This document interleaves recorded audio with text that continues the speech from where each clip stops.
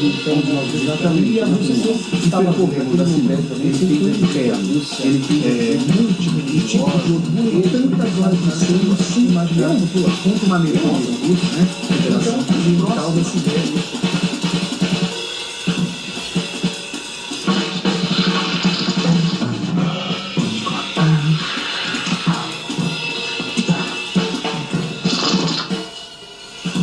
Olá, bem-vindo ao Arte um Contexto, recebendo hoje o escritor Flávio Ricardo Vassoler. Flávio é um escritor novo na cena literária brasileira, mas tem uma singularidade, uma relação muito profunda e intensa com a cultura, com a literatura e com a língua russa. Flávio, você acaba de fazer uma viagem no mítico Expresso Transiberiano, né? Como é que foi essa experiência? E o que você encontrou desta Rússia da era Putin no ano em que a gente comemora o centenário da Revolução Russa, a Revolução Comunista? Bom, Emanuel, muito obrigado pelo convite. Essa viagem ela foi feita, eu fui contratado pela agência Latitudes, né, que faz viagens de conhecimento, e ao longo dessa viagem, ao longo dos 17 dias dessa viagem, eu percorri a China, particularmente Pequim, depois eu fui de avião, nós fomos de avião até a Mongólia, onde nós visitamos ali as estepes mongóis, e ali sim, na Mongólia, em Ulaanbaatar, nós tomamos o trem, o Grande Expresso Transiberiano, como você disse, e percorremos a Sibéria Oriental, a Sibéria Ocidental e chegamos até Moscou ao fim da viagem. Então, percorremos ali de trem mais de 7.000 quilômetros, ao longo dos quais eu fui ministrando aulas sobre literatura e história da China, da Mongólia e, sobretudo, da Rússia. Que é a sua especialidade, exatamente, né? Exatamente. E o que você encontrou na Rússia de hoje que remeta, negue, tenha nostalgia da União Soviética, a extinta União Soviética? Isso é peculiar dizer, eu morei em Moscou para aprofundar o aprendizado da língua russa durante o meu mestrado. Eu venho estudando já há mais de 10 anos a obra do escritor russo Fyodor Dostoiévski. Fyodor Dostoiévski, na sua pronúncia, né? Para nós, leitores comuns, é Dostoiévski. Eu estou pronunciando Fyodor Dostoiévski dessa maneira porque no russo, na língua russa, quando o O é átono, ele é pronunciado como A. Tá. Como no caso do sobrenome do escritor, Dostoiévski, a sílaba tônica é a semivogal I, eu estou falando Dostoiévski como eu poderia falar Tolstói, por exemplo. Tá bom, uma pequena aula de dicção e pronúncia do russo aí. Mas aí você dizia que você morou em Moscou para estudar... Entre 2008 e 2009 eu morei em Moscou, fiz um curso de russo junto à Universidade Russa da Amizade dos Povos, antiga Patrice Lumumba, uma universidade ali formada na década de 60, já com o nome do revolucionário congolês, para irmanar os povos do terceiro mundo, mas na prática, inclusive, para exportar a revolução, quadros revolucionários. Era uma universidade bem politizada. Sentido ideológico. Exatamente. Né? Enquanto eu morei em Moscou durante um ano, eu ia percebendo que à época, né, o presidente, na verdade o mandatário russo era o Dmitry Medvedev, mas até na banquinha de vendas de matriúshka da Praça Vermelha, todos sabiam que quem exercia o poder de fato era o Vladimir Putin. Naquele momento era um intervalo entre mandatos, né? Quando Putin quis dizer que houve então uma alternância de poder, ele não fez um terceiro mandato, e aí o Medvedev assume o poder. E eu já vi então, na Moscou de então, a retomada de símbolos. Bom, a Rússia, uma breve contextualização, o Putin assume o poder ali nos fim da década de 90, começo dos anos 2000, numa transição envolvendo o Yeltsin ali, e a Rússia entra numa toada de um boom dos preços de commodities, sobretudo do gás e do petróleo, as fontes primordiais ali da economia russa, além da venda de armas. E a Rússia começa a se recuperar economicamente depois do colapso com o fim da União Soviética. E a Rússia, vale frisar, historicamente sempre foi um império, né? Diferentemente dos impérios como a Inglaterra e a França, que têm colônias além mar, o Império Russo sempre foi continental. E a autoestima do povo russo entrou em frangalhos depois do fim do colapso da União Soviética, aqueles índices econômicos pífios e de desmantelamento das repúblicas ali que formavam a antiga União Soviética, justamente depois da perestroika e com o colapso total do regime. Putin justamente começa a reerguer a autoestima nacional e trazer ares, a gente vem acompanhando desde a crise da Ucrânia, a anexação da Crimeia, ares imperiais para a Rússia. E já naquela época, já em 2008 para 2009, que foi quando você morou, quando eu morei em Moscou, eu via outdoors, propagandas de retomada dos símbolos soviéticos, sem, obviamente, a ideologia comunista, mas dos símbolos soviéticos no sentido... Como que é possível isso? O sentido nacional, o sentido de um país forte, o sentido de uma Rússia unificada. Quer dizer, ele não vê muita diferença entre a Rússia czarista e a União Soviética. Para ele, o que importa é a unidade nacional. Agora, fazendo um salto agora para essa viagem da qual você falou e que eu tive em Moscou há pouco mais de um mês, o que eu vi? Eu vi o aprofundamento desse processo que eu estava acompanhando ali em 2008 e 2009, com uma retomada profunda dos símbolos czaristas. Se eu estava vendo naquele momento um tipo de orgulho nacional, retomando os símbolos de uma Rússia forte ali na União Soviética, quando a União Soviética rivalizava, ao menos geopoliticamente, com os Estados Unidos como grande potência mundial, desde a Sibéria Oriental, ali, a gente passou por Irkutsk, passou por várias cidades, mas os marcos ali fundamentais. Irkutsk, capital da Sibéria Oriental, Novosibirsk, capital da Sibéria Ocidental, e depois a gente chega a Moscou. A gente foi passando por várias cidades ao longo dos mais de 7.000 quilômetros ali de terra.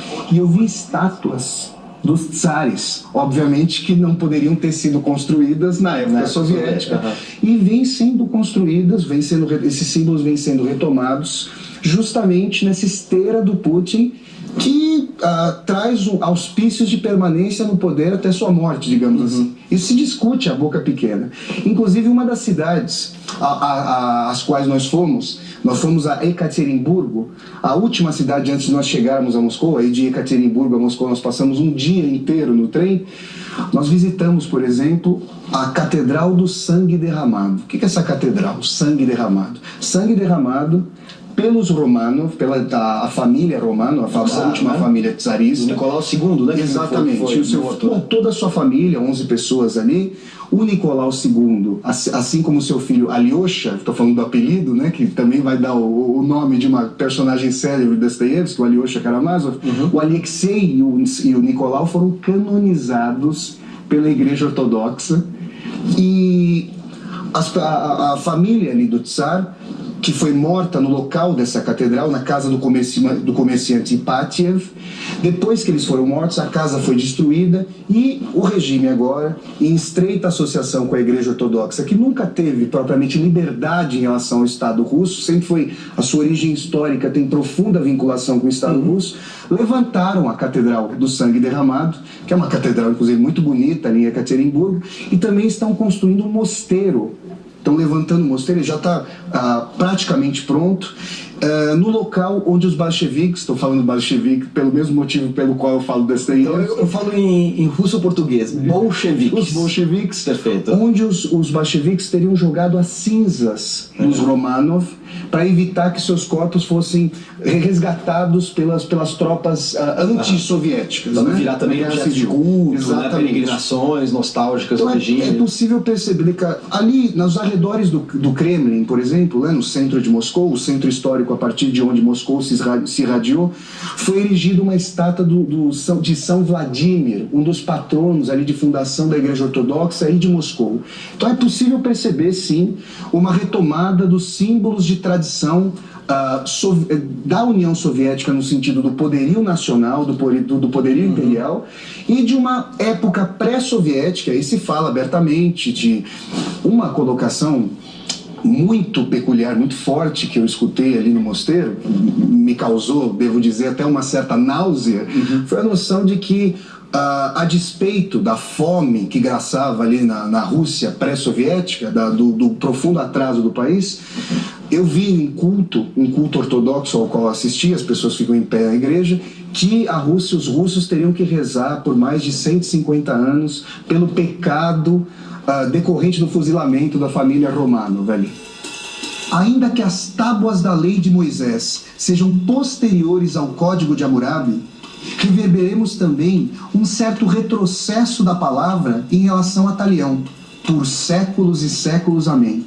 Porque eu, o Senhor, teu Deus, sou um Deus zeloso, que castigo a iniquidade dos pais nos filhos, até a 3ª e 4ª gerações daqueles que me odeiam, mas uso de misericórdia até a 1000ª geração com aqueles que me amam e guardam os meus mandamentos.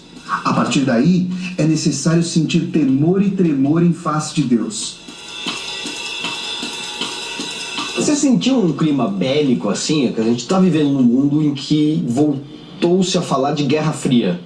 Claro que os protagonistas hoje são, de um lado, os Estados Unidos e depois um país pequeno, mas que é potencialmente um detentor de armas nucleares, que é a Coreia do Norte. Mas voltou-se a falar de Guerra Fria, e os protagonistas da Guerra Fria foram os Estados Unidos e a União Soviética.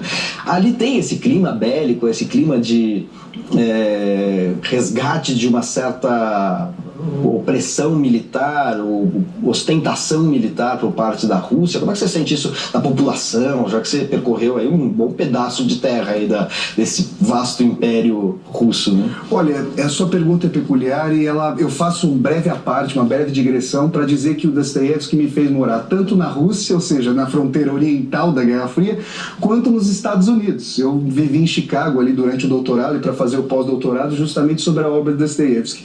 Nos dois países, com tradições muito distintas, mas com a importância geopolítica fundamental ali no cenário do século XX, eu ouvi pessoas em bares e restaurantes, na rua, tratando os demais países, sobretudo os países fronteiriços, mas também regiões as mais distintas e longínquas do mundo, como seus quintais. É interessante perceber satélites ali, exatamente. Né? E tanto nos Estados Unidos, eu voltei há poucos meses ali dos Estados Unidos, quanto em Moscou agora, eu percebo essa noção de que se acirram os ânimos em decorrência de um conflito geopolítico crescente. Então a gente tem essa escalada da anexação da Crimeia pelos russos, e aí o Putin vai argumentar que foram respeitados os ritos das leis internacionais, a despeito da pressa com que foi feito o plebiscito para que se votasse ali a anexação da Crimeia pela Rússia, dada ali a grande população étnica pertencente, né, à nacionalidade russa. Mas eu devo mencionar que, enquanto eu visitava as ruas de Moscou, eu fui ali para a Rua Arbat, a velha Arbat, onde ficam vários teatros, uma rua muito tradicional de artistas e teatros em Moscou.